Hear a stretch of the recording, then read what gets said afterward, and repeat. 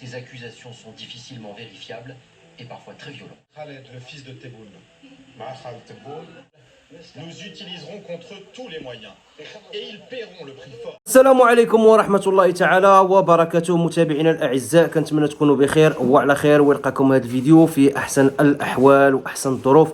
وانتم كتشاهدوا معنا هذه الحلقة المتابعين اللي نارية، حلقة استثنائية، حلقة للتاريخ بطبيعة الحال. قبل ما غادي نشوفوا الجزء الثاني من الكومبليمون دونكيت، أضخم تحقيق استقصائي دارته إحدى القنوات التلفزيونية الحكومية اللي هي فرانس 2، اللي عرى على واحد الواقع اللي رهيب جدا. اخواني اخواتي، ما تنساوش الاشتراك في القناه، الضغط على زر لايك بطبيعه الحال ان اعجبكم الفيديو. اليوم غادي تسمعوا امور اللي بالدليل وبالبرهان، امور اللي كتخلع صراحه، امور اللي كتخلع حتى الناس، حتى المواطنين العاديين اللي مازالين غالطين في هذا النظام هذه. غادي يكتشفوا واحد المجموعه ديال الامور اللي عرى عليها هذا التحقيق. ملي كنقولوا تحقيق استقصائي يعني راه دار واحد المده فيه كاميرا كاشي، فيه مجموعه ديال الامور، فيه تفريغات، تسجيلات، بزاف ديال الامور. خرجوا هاد الناس هادو بهاد الخلاصه. غادي نعطيو مجموعه ديال النقاط اخواني اخواتي باللغه العربيه باش يفهموا الناس، لان التحقيق كان باللغه الفرنسيه. اول حاجه كانت الحلقه بعنوان الحرب السريه بين الجزائر وفرنسا، يعني حرب سريه بين الجزائر وفرنسا، هذا هو العنوان الابرز. تكلم التحقيق على تحركات الأجهزة الجزائرية فوق التراب الفرنسي. سمعوا مزيان المتابعين، وحنا غادي نهضروا وربطوا الأحداث بالتنظيم ديال المغرب الكأس إفريقيا 2025 2026. ربطوا معايا هاد الأحداث هادو غتفهموا بزاف ديال الحوايج. قلنا تحركات الأجهزة الجزائرية فوق التراب الفرنسي، هضروا على أحداث شغب. واحد الاحداث ديال الشغب كتكون في فرنسا غير كتجي صدفه كتطلع احداث شغب. ثاني حاجه على اعمال ارهابيه، كنشوفوا بعض المرات شي واحد فرقع راسو هنا، شي واحد دار شي حاجه هنايا. ثالث حاجه مظاهرات يعني غريبه، كيكون واحد المرات كيجيو شي تجمعات يعني ما مفهومينش كاع. ثانيا هضر التحقيق على اعتبار المحور الباريسي الرباطي. دابا التحقيق كيهضر اعتبر أن المحور الباريسي ما بين باريس والرباط تهديد للوجود والنفوذ الإقليمي الجزائري. قال لك سيدي هذاك المحور ما بين ديك العلاقة المتينة ما بين الرباط وباريس كتهدد الوجود الإقليمي الجزائري. ثالثة، سلط التحقيق الضوء على الصورة القاتمة لواقع الدبلوماسية الجزائرية. الدبلوماسيه كنعرفوها كتلعب دور، حنا عندنا واحد الدبلوماسي معروف كيسميوه المغاربه مول المقص، تحيه ليه سي بوريطه من هذا المنبر. هما تكلموا على في التحقيق هذا على الصوره القاتمه لواقع الدبلوماسيه الجزائريه. بدلا من لغه الحوار، ناس ما كتمشيش كتحاور، بدلا من لغه الحوار رصد التقرير انخراط الجزائر في سلسله وصفها بالاعمال القذره. هذا التحقيق الادله ديالهم وصفها بالاعمال القذره، بحالاش؟ كالتجسس. هضروا على التجسس وشفناه. ملاحقات المعارضين، يعني المعارضين فاش بداو كيتكلموا على المعارضين وكيفاش تغتالوا وكذا، تمايا تجيك البكيه. كاين واحد الرابور قديم لوميس شي حاجه، المهم يعني واحد الرابور مات في 98، رابور ولا مغني، المهم شي حاجه بحال هكايا. وحتى التحريض على زعماء القبائل في فرنسا. كاينين واحد الشريحه ديال الناس ديال الامازيغ، الناس ديال جمهوريه القبائل، يعني تيتكلموا عليهم بواحد الامور، كيحرضوا عليهم واحد التحريض اللي خطير جدا على حساب التقرير. حنا ماشي حنا اللي كنقولوا، اتونسيون متابعين، هذه غير ترجمه، حنا كنترجموا داكشي اللي داز في التحقيق. راه التحقيق فيه ساعه و10 دقائق تقريبا، ساعه و10 دقائق. حنا غنحاولوا نلخصوه في واحد 10 دقائق ولا 15 دقيقه، غير يكون المتابع ديالنا قلبه مفتوح بصدر رحب ويتفاعل معنا في هذا الفيديو بلايك وبالاشتراك في القناه، وغادي نزيدو نكملوا ان شاء الله. ثالثا او رابعا، تكلم على السلوك الانفعالي. هذه اللي مهمه، السلوك الانفعالي والخطاب الحاد الذي تبناه الرئيس تبون تجاه باريس. هنا كانت واحد اللهجه حاده من تبون لماكرون. جعل الملفات الثقيله تطفو على السطح. اش غادي يطلع لينا هذا؟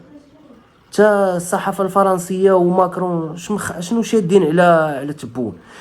تكلموا الاخوان والاخوات، ابرز حاجه هضروا عليها وهي فضائح الكوكايين التي هزت محيط الرئاسه. فضائح الكوكايين التي هزت محيط الرئاسه ومتورط فيها حتى ولد تبون. يعني هنا هاد الناس هادو ما جاوش وحضروا من فراغ، ما جاوش غير جيبيها فم وقول. هذه قناه فرنسيه، قناه حكوميه، ماشي بحال هادشي ديال السوشيال ميديا ولا هذا. قناه اللي كيتابعها معرضه للعقوبه، يعني لما كانوش عندها ادله بزاف ديال الحوايج، وتكلموا كذلك على هذه الفضيحه. خامسا اللي كتهمنا حنا كمغاربه، تكلموا على نقطه التحول التي اشعلت فتيل اسمها تقرير بحرب الظلال. كانت الزياره التاريخيه للرئيس ايمانويل ماكرون للمملكه المغربيه. شنو جا كيدير عندنا ماكرون في المغرب؟ التي كرست بالاعتراف الفرنسي بمغربيه الصحراء. هنا وهي تشعل صافي. من هنا يعني اشتد الصراع وسمعوا شنو غيوقع في الاخر ديال التحقيق. والتي شكلت صدمه جيوستراتيجيه للجزائر. كنعرفوا وما ما كاينش شي حاجه خاصهم عندهم داك مبدا لا استقرار في المنطقه باش يبقى الوجود ديالهم. خاص المنطقه ديما تكون فيها فوضى، المنطقه كامله تكون فيها مشاكل، فيها صراعات، باش كيبقى هما الوجود ديالهم ودوك الفضائح ديالهم ودوك المشاكل الاجتماعيه اللي مفقرين الشعب ديالهم. الله يكون في عوانه. بزاف ديال الحوايج ما يبانش، ديما الاعين شاده في الجوار. المهم هنايا التحقيق الاستقصائي والمعطيات الاستخباراتيه التي اوردها التحقيق جعلت الجزائر طبعا بحال لكل فعل رد فعل. شنو جعلت الجزائر تسارع الى تفعيل اوراق ضغط. سمعوا هذه مزيان، اوراق ضغط باش يوركوا تقليديه.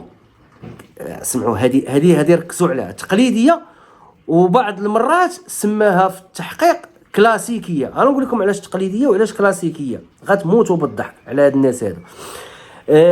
اوراق ضغط تقليديه اهمها شنو داروا؟ مضاعفه دعم البوليزاريو. اول حاجه كيبداو بها، اجي انت يا بوليزاريو، اجي يا ابراهيم غالي، هاك شنو خاصك دير المغرب كذا كذا كذا كذا من فلوس الشعب، هاك هاك هاك هاك.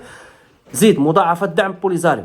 محاوله استغلال الجاليات والمهاجرين في فرنسا، هذه مهمه، هذه خدا فيها التقرير تقريبا واحد 5 دقائق كيتكلموا على عدد المهاجرين الجزائريين في فرنسا اللي عندهم الجنسيه وعندهم دوبل ناسيوناليتي، وعاد اللي عندهم غير الاقامه. يعني واحد العدد كبير ديال الجاليه الجزائريه في فرنسا.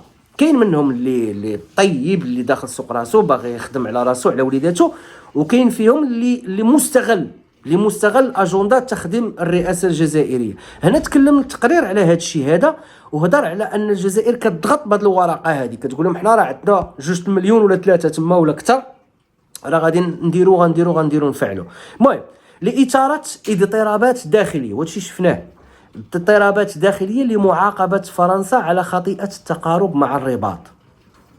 علاش انت يا فرنسا مشيتي درتي علاقات زوينه مع الرباط، مشيتي انت درتي اعتراف بمغربيه الصحراء كذا كذا، حنا باش غادي نضغطوا عليك. سماها التقرير تقليديه كلاسيكيه. نقول لكم علاش تقليديه على كلاسيكيه، لانها غتوصلوا ملي غنوصلوا للتجسس والمؤامرات غتفهموا بزاف علاش سماها التقرير. انها غبيه، اسلوب غبي، اسلوب بليد، اسلوب كيرجع للستينات والخمسينات. الناس تطورات وهلي فين لحقت، وهم ما زالوا يعتمدون اسلوب تقليدي كلاسيكي. راه ما جاش تقرير وحط هادشي غير هكاك. المهم اعتقال الروائي بوعلام صنصال لكتم اي صوت يفضح السياسات الجزائريه. هنا غادي ندخلوا في واحد السلسله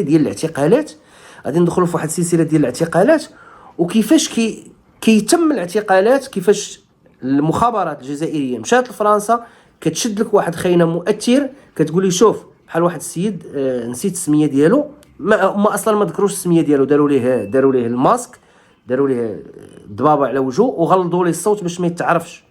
قال لهم انا راه والديه كاينين في الجزائر، والديه مختطفين في الجزائر. يعني الى ما درتش وخدمت الاجندات ديالهم هنا، راه والديا في خطر. هذه بينها التحقيق. كشف التحقيق حول تغذية الشبكات المتطرفة لضرب الاستقرار. هنا غيبدا الصح.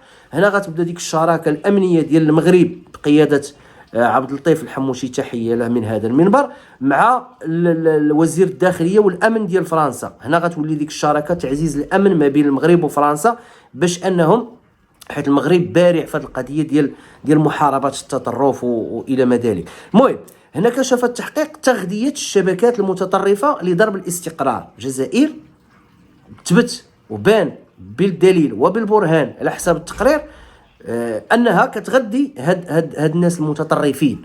بغيتو مثلا تمشيو كاينه واحد التظاهره في باريس، واحد تيران كذا كذا، بغيتو ديروا البلبله، حنا من تحتها غادي نمولوكم. هذه بانت. رصد التحقيق مواجهه مباشره، سمعوا مزيان هذه، رصد التحقيق مواجهه مباشره مع الاجهزه الامنيه الاوروبيه التي باتت تتبع تحركات عناصر المخابرات الجزائريه بدقه وتكنولوجيا فائقه. هنا الجزائريين شنو كيسحب لهم؟ مخابرات جزائريه شنو كيسحب لها؟ كيسحب لها بهاد الوسائل التقليديه الكلاسيكيه، راه غادا تدخل تسحب لها، راه هي الموساد الاسرائيلي ولا ديال الاف بي اي ديال الميريكان ولا ديال الكريملين ديال روسيا، ولا هذا تيسحب لها، راه عندهم مخابرات. وما ما كاين لا مخابرات، هما بينوا كل شيء. فرنسا عايقه، واللي غادي يزيد عيق اكثر لان فرنسا ضمن الاتحاد الاوروبي، ولا قصتي فرنسا بحال قصتي اوروبا كامله. فهنا غادي تفتح واحد المواجهه مباشره مع الاجهزه الامنيه الاوروبيه، اتونسيون الاوروبيه كامله دابا، التي باتت تتبع تحركات عناصر المخابرات الجزائريه بدقه وتكنولوجيا فائقه. يعني اي حركه محسوبه، بحال قلتي سارحينهم خليهم غير هيتوا مع راساتكم. النقطة اللي ما قبل الأخيرة الإخوان والأخوات، كشف التحقيق عن التحركات المنسوبة للنظام الجزائري على الأراضي الفرنسية. هذه اللي أفاضت الكأس، والتي تدبر بعقلية أمنية كلاسيكية عاوتاني. يعني هاد التحركات هذه ما فيهاش واحد الاستراتيجيات مخضوبة وسرية وكذا، لا. وصفها التقرير بانها عقليه امنيه كلاسيكيه. قوامها شنو هي؟ على من كتعتمد هاد الخطط اللي دايرها الجزائر؟ قوامها الاختراق، كيجيو كيخترقوك. مثال نعطيكم غير مثال، اختراق. واش هادشي اللي وقع في المغرب حاليا في لاكاف، وقع في نهائي كاس العالم، واش ما كانش اختراق؟ كان اختراق. فين كان اختراق؟ اخترقوا المنتخب السنغالي، المدرب ديالو شكون اللي كيكون حداه؟ لاجوان او المساعد ديالو منين؟ من الجزائر. يعني الجزائر الاعلام ديالها والمخابرات ديالها والضغط ديالها اللي غادي يخدموا دوك الاجندات الماكره، غادي يعطيوهم المساعد المدرب بطريقه او باخرى غيوصلها للمدرب ديال السنغال. هنا في كيبان الاختراع. ثانيا، النقطه اللي كنتسنى انها تكون صحيحه، مازال كاينه اشاعات واخبار كتقول بان هذوك المشجعين 18 ديال السنغال اللي مشدودين الان ومتابعين في حاله اعتقال، ومعاهم واحد جزائري يقال على انه الاخ ديال داك المساعد المدرب اللي مع السنغال، كان مع الجماهير. يعني المعلومه مازال ما تاكداتش، مازال ما بانش، وإلا بانت راه كارثه وغادا تبان. لان شوف انا نعطيكم علاش لحد الان نايضه في الكا. لحد الساعه الفيفا ولا لاكاف مازال ما قالتش مبروك للسنغال، مازال ما قالتش مبروك. هذا عرف كديروا الفيفا وكديروا لاكاف. اي فريق في العالم منضوي تحت لواء الفيفا ولا الكاف ولا شي حاجه، ملي كيدي شي مناسبه ولا كيدي شي كاس، كتخرج واحد الكونغراتيوليشن، واحد التهنئه كتخرج في الموقع الرسمي. لحد الساعه مازال ما وقفات. ثاني حاجه، سيدنا نصره الله خرج ببلاغ الديوان الملكي اللي تكلم على واحد الحوايج اللي مهمه للغايه، اهمها تمسك المغرب بالجوار ديالو مع افريقيا، ومازال بانه مع افريقيا وخاص ديك العلاقه تبقى مع افريقيا ما يعزلوناش. وعاد هنأ الشعب المغربي بكل مقوماته على انجاح هذه التظاهره. يعني هاد الامور هذه ما جاتش غير هكاك، كاين شي امور اللي خطيره كتوقع وغادا توقع في الكاف وغادا توقع في الفيفا.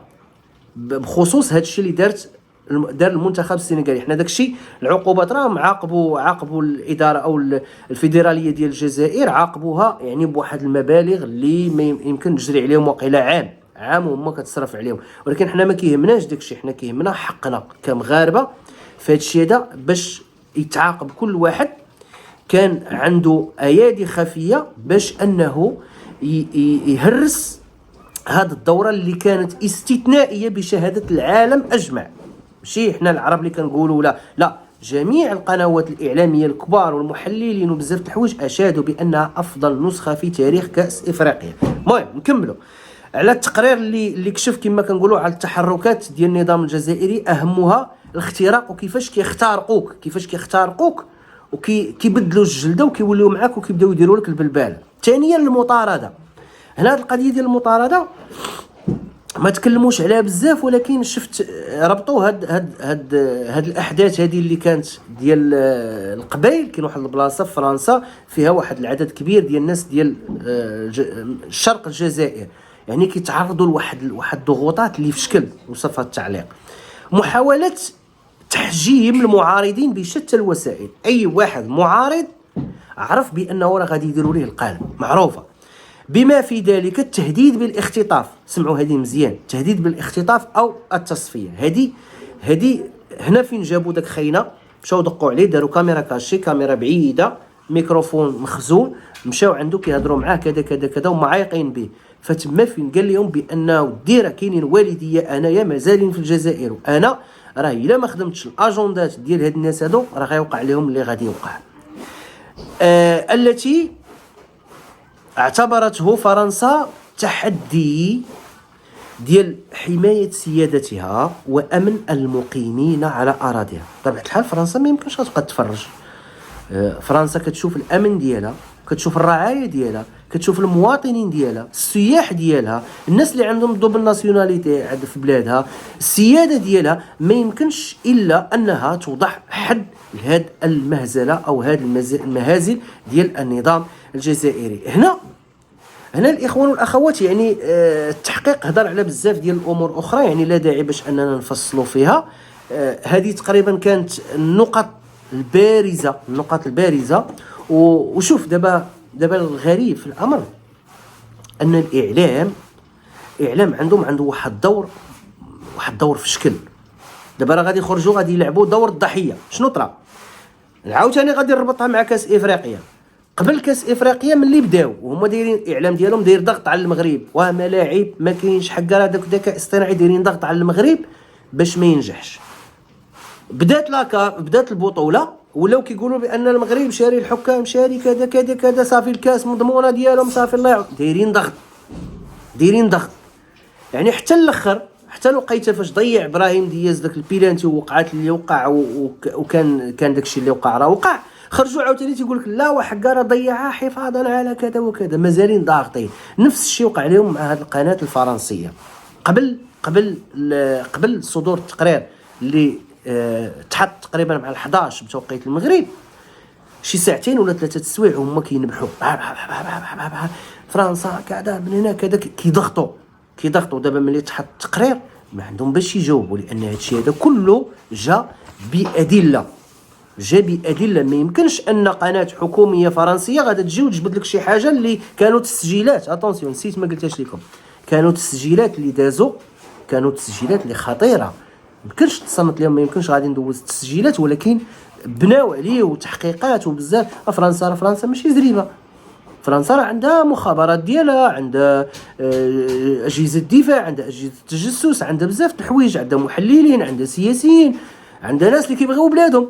ما يمكنش يوقفوا كيتفرجوا غير لان هذا النظام هذا مثلا مازال كيعتمد دوك الامور التقليديه الكلاسيكيه. راه كيضحكوا عليهم في نهايه المطاف. لقيت بانهم كيضحكوا عليهم. قال لك هادو غباؤهم يدرس. قال لك هادو مازالين كيعتمدوا على، شوف اسرائيل مثلا الاجهزه اللي كتعتمد عليها، صيفط لك تليفون وراه محطوط قدامك انت خدام به كذا، ما على بالك هو ركع تيسجل معطيه الداتا ديالك كامله. ناس هربات وواحد باقي كيعتمد سياسه الاختطاف والتهديد. يعني في التقرير فكان تقرير اروع ما